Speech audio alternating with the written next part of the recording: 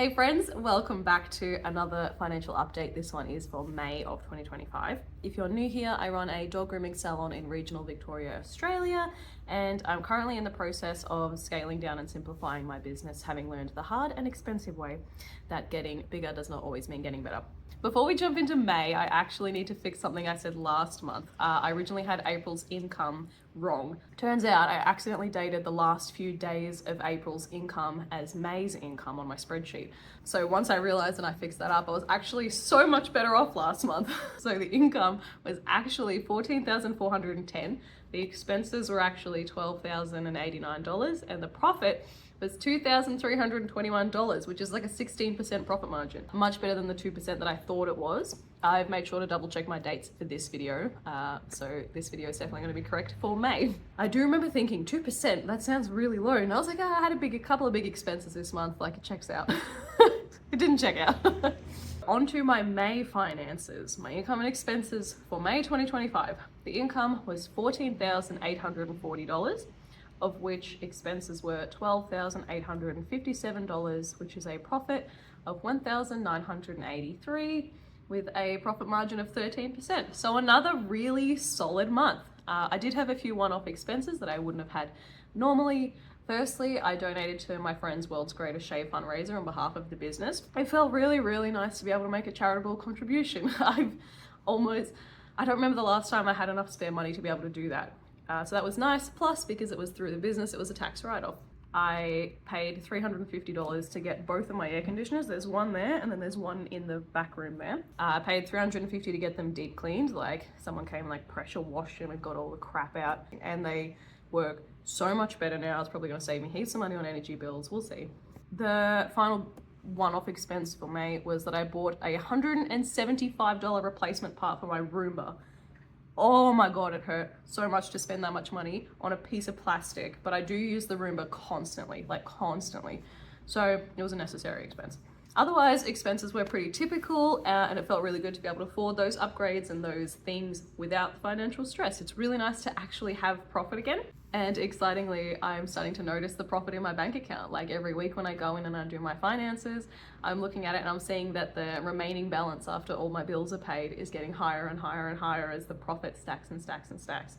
It feels really nice. It's been years. It's been years. A couple more months of this and I'll be able to afford some really nice upgrades, maybe some time off.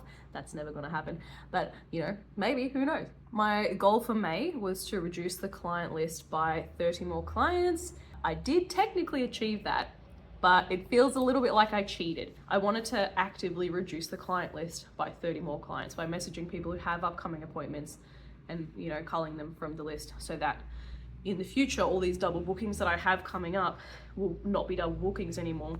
I cut a couple of them, but most of the clients that I cut this month were just sort of quiet cuts. So instead of me messaging people and having to cancel their upcoming appointments, they were people who don't have an upcoming appointment and haven't been for like 8, 9, 10 months. So I was like, I assume, sorry, my cat's on the counter. I have a security camera in my kitchen that goes off whenever my cats jump on the counter, because I don't like having my cats on the counter because they walk in their litter tray and the counter's where I prepare my food. So every now and then I get a notification that's like, a pet has been spotted, and I have to jump over to the camera app and yell at my cats through the camera. Okay, so I don't remember what I was up to. Yeah, quiet cuts. Yeah, quite a few of them were clients who just haven't been for an extended period of time, don't have an upcoming appointment, so they've probably just gone elsewhere.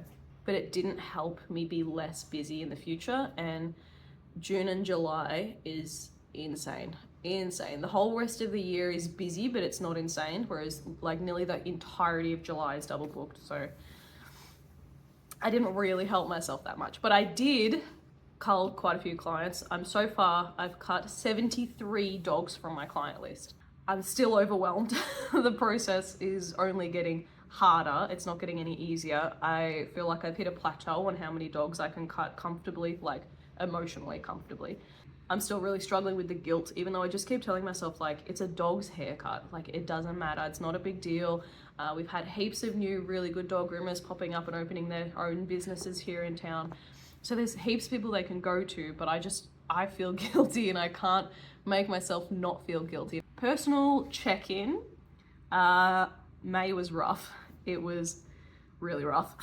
Energy-wise, I actually did really good because I have started keeping the lunchroom stocked with snacks. So like Baby Bell cheeses, yogurt pouches, protein shakes, muesli bars, like all things for like protein and like long lasting energy and stuff like that, which helped my energy. So I have in May had heaps of energy, but emotionally, mental health, it's been so low. It's been really low. I'm so burnt out. I know I need to take a break, but taking time off means that I just have to reschedule the dogs that I cancel, and I already have nowhere to move those dogs to. So I just push through it. I know it's not sustainable or mentally healthy, but I'm stuck in the cycle. In light of how not good I'm feeling mentally, I've been thinking ahead to 2026. So the lease on this shop ends in January. I think it's the 15th of January, and I don't want to renew the lease.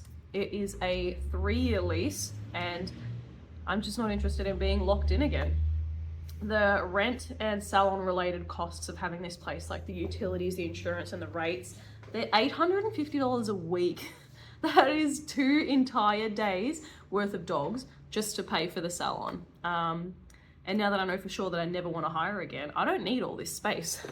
If you've seen my salon tour video, you know how big my space is. I've got like heaps of room. At one stage I had 3 tables in here. There's 2 tables and 2 bathtubs in the back. Like, I have so much space. I can technically afford to keep the space that I'm in. Like, I'm paying it and I'm still making profit. But my ultimate goal is to not work as hard as I'm working at the moment. So I would really like to work 4 days a week. That's the dream. But I can't do that with my current expenses, because if I do, then I won't be making profit and I'll just be breaking even again. And again, it's not sustainable. It's not healthy to not make any profit. I also can't really take holidays at the moment because, like, I can, but it's heaps more expensive to take a holiday. So if I took a week off, sure, I could, you know, budget my personal finances and like still have my personal rent paid and stuff like that. But I still have to pay the $850 a week that it costs to keep this place open. And the more time I take off, the more that 850 number combines and gets bigger and bigger. So secondarily, I want to use the lease ending as an opportunity, and permission to take a break. I would love to take just time off. I just want to close the business for a period of time and just not work. It's like, as long as I can afford. I can spend time between now and then, like, banking up my annual leave savings, because now that I don't have staff and I have extra money, I've been putting money aside for my own annual leave, which I've never done before. And once I don't have the lease anymore, I won't have that $850 a week expense to maintain. So I feel like it's a really perfect opportunity to take an extended period of time off, because for the last 9 years, I've had a premise that I've needed to maintain rent on. Yeah, 9 years, geez, because I've been in this shop for nearly 6 years, and the previous one, I think I was in for 3 years. Wow, that's nuts.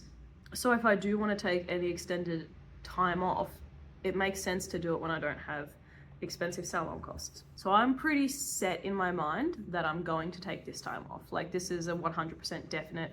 It's the only thing keeping me going some days, is knowing that I'm saving up for this extended period of time off. But what happens after the break? I can't not work forever, as nice as that would be. I still need to make money, and I do still like dog grooming.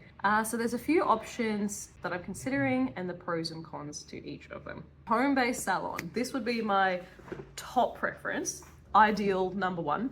The pros are low overheads, no double rent for like the shop and the house. There's no commute.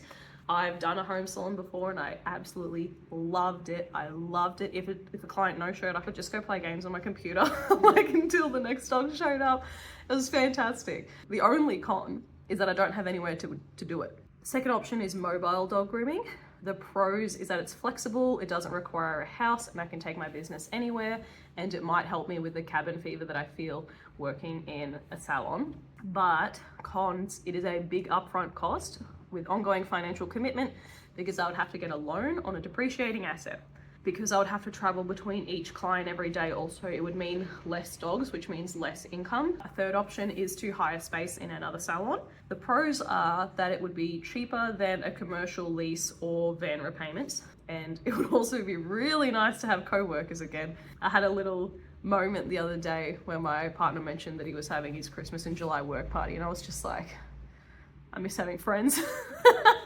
Oh, oh God, don't cry. My next client's gonna be here in like 5 minutes. The cons of this option are that I would have no control over the space itself, which doesn't sound like that much of a con, but I really, really value a beautiful working environment. The next option is to rent a new shop with a shorter lease, maybe like a 12-month lease in a smaller space. Pros, my own space and control over it. Cons, setup cost, and it's still a long-term financial commitment, even if it's only 12 months. And my wild card option is just doing a working holiday next year in the UK or Europe.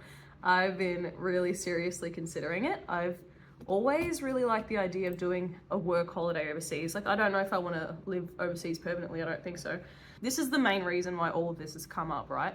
So I'm 31 now. I'll be 32 by the end of the year. And when the lease ends in January, if I wanted to extend it, it's a 3-year minimum.